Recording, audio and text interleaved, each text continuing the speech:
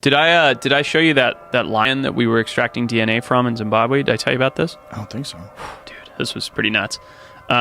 So in late last year, I was tracking this giant lion that this friend of mine had told me that he'd seen in Limpopo Valley of Zimbabwe, like just north of the South African border. And we surmised that there was a potential that this animal, because it was so big, it had such unique behavior in the fact that it was hunting buffalo and even juvenile elephants, might have remnant Cape lion DNA in it.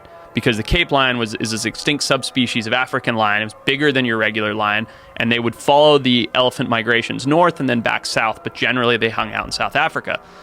Anyway, long story short, we wanted to test the DNA of this lion to see if it had any Cape lion DNA in it, and it was this one individual animal.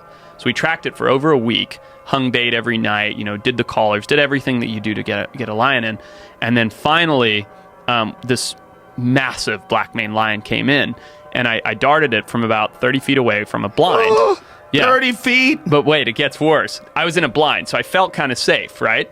But when I hit it, I had dosed for, and it wasn't even me, we had a vet with us, he had dosed for a regular-sized African lion. So the animal takes off running as I hit in the back rear quarters, and we trot after it on foot looking for it. And we get up to it, and we're like, oh, he's down, okay, time to do our workup. And I start walking up to it to check it, as you do when you've tranked an animal. I get, Joe, from me to that television, the big one right there, and it pops up, and it's like, hello. It's not all the way asleep.